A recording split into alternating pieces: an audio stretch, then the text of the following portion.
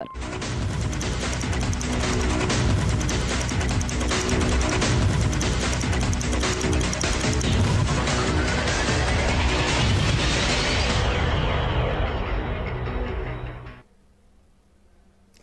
मी जान्हवी सावंत. महाफास्ट मध्ये आपलं स्वागत आहे. घेऊया बातम्यांचा वेगवान आढावा.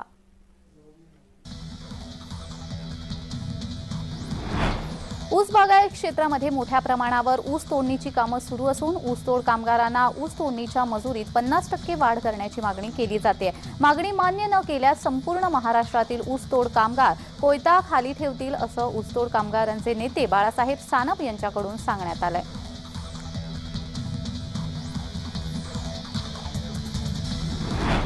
छत्रपती संभाजीनगरात आदर्श घोटाळ्याचा सूत्रधार अंबादास मानकापे यांनी अनेक महिलांच्या नावावर स्वतःच्या संस्थांसाठी कर्ज उचलल्याचं लेखापरीक्षणामध्ये समोर आलेलं आहे.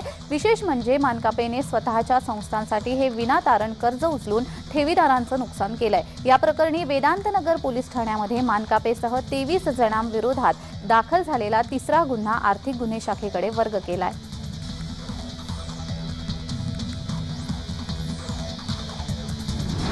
आंतरजातीय विवाह केल्याचा दाखला सरकारने द्यावा अशी मागणी जालन्यातील अंबडच्या भोकरवाडी येथील नंदा महादेव चव्हाण यांनी केली आहे. आंतरजातीय विवाह केल्यानंतर दाखला आणि लाभ मिळतो, तो लाभ आणि अनुदान आपल्याला मिळण्यात यावे अशी मागणी त्यांनी लावून धरली आहे. नंदा या विदर्भातील आहे. त्यांचे 25 वर्षापूर्वी मराठवाड्यातील महादेव चव्हाण यांच्याशी लग्न झालेलं आहे. नंदा यांना कुणबीच्या सर्व सवलती दिल्या जातात, मात्र त्यांच्या मुलांना कुणबीच्या सवलती दिल्या जात नसल्याने त्यांनी ही मागणी केली आहे.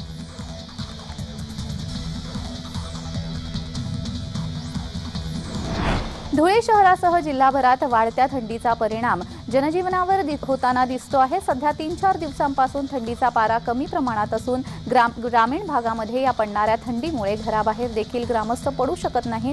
बाहेर पडलेले नागरिक अंगात गरम ऊब देणारे कपडे परिधान करूनच घराबाहेर पडत आहेत, तर सायंकाळपासूनच ग्रामस्थ शेकोटीची आस घेताना दिसत आहेत. तसेच रस्ते देखील निर्मनुष्य पाहायला मिळत आहेत. या पडणाऱ्या थंडीमुळे साथीचे रोग पसरण्याची दाट शक्यता दिसते.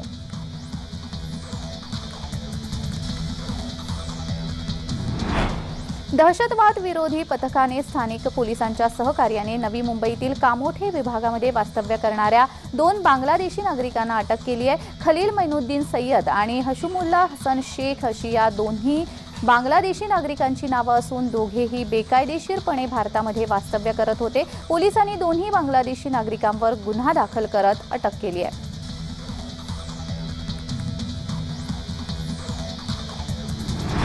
मोटरसायकल चोरी करणाऱ्या त्रिकुटास नारपोली पोलिसांनी अटक केली आहे. 6 मोटरसायकल हस्तगत करण्यात आल्या. चोरीच्या घटनेची माहिती मिळताच पोलिसांनी सापळा रचून शहरामध्ये ठिकठिकाणी नाकाबंदी करून एकूण 6 गुन्ह्यामध्ये 1,55,000 रुपये किमतीच्या एकूण 6 मोटरसायकल हस्तगत करण्यात नारपोली पोलिसांना यश आलंय.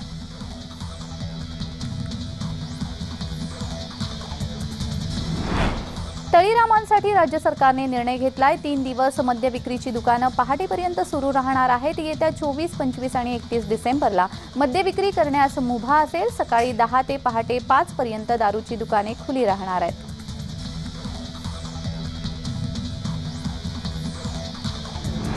गेल्या 4 ते 5 वर्षांच्या प्रतीक्षेनंतर अखेर अहमदनगर महानगरपालिकेच्या प्रशासकीय इमारतीच्या आवारामध्ये शिवाजी महाराजांच्या पुतळ्याचं अनावरण करण्यात आलं. आमदार संग्राम जगताप, खासदार सुजय विखे पाटील यांच्या पत्नी धनश्री पाटील तसेच जिल्हाधिकारी सिद्धाराम सालीमठ यांच्या हस्ते हे अनावरण करण्यात आलंय.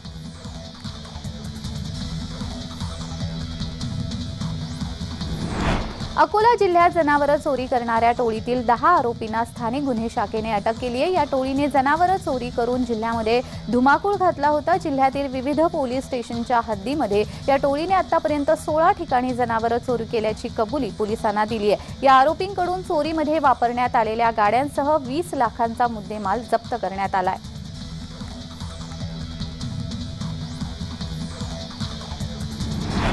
खरीप हंगामातील धानाची कापणी आणि मळणी दरम्यान नोव्हेंबर आणि डिसेंबर महिन्यामध्ये गोंदियामध्ये अवकाळी पावसाने हजेरी लावल्याने जिल्ह्यातील 25,700 हेक्टरमधील पिकांचं नुकसान झालंय, तर 53,296 शेतकऱ्यांना याचा फटका बसलाय. शेतकऱ्यांना नुकसान भरपाई देण्यासाठी जिल्हा प्रशासनाने शासनाकडे 43 कोटी 34 लाख रुपयांची मागणी केली आहे. या संदर्भातील अहवाल शासनाकडे पाठवण्यात आलाय.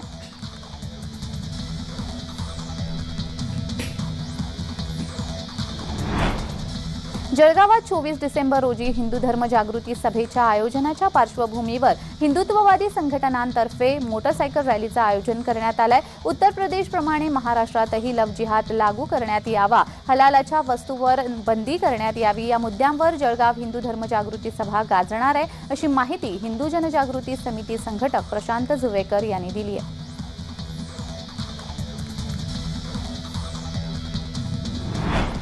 तमिळनाडूमध्ये मदत आणि बचाव कार्य सुरू आहे। एनडीआरएफने आतापर्यंत 42,290 पूरग्रस्तांना वाचवले।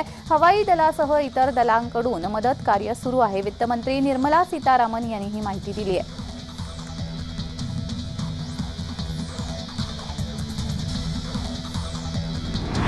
मुंबई महानगरपालिकेच्या वतीने डीप क्लिनिंग मोहिमेला सुरुवात झाली आहे। गुरुवारी मुंबई महानगरपालिकेच्या के पश्चिम प्रभाग कार्यालयाकडून अंधेरी पश्चिमेकडील पदपथावरील दुकानांवर निष्कासनाची कारवाई करण्यात आली। या कारवाईमध्ये महापालिकेकडून जयप्रकाश रोडवरील 100 पेक्षा अधिक दुकानांवर बुलडोझर चालवण्यात आला। नागरिकांनी या पालिकेच्या कारवाईचं स्वागत केलं असून कारवाईनंतर नागरिक पदपथावरून मोकळेपणाने चालू लागल्याचे देखील पाहायला मिळत आहे।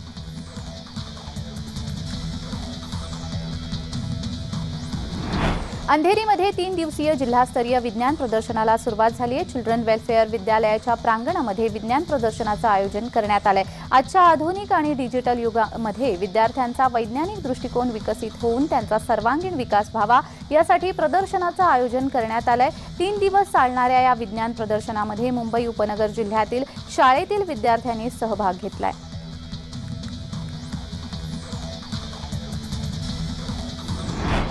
संपूर्ण शहरामध्ये शांतता राखण्यासाठी पुढील महिनाभर मुंबईमध्ये जमावबंदीचे आदेश लागू करण्यात आले आहेत। 18 जानेवारी 2024 पर्यंत ही जमावबंदी लागू असेल।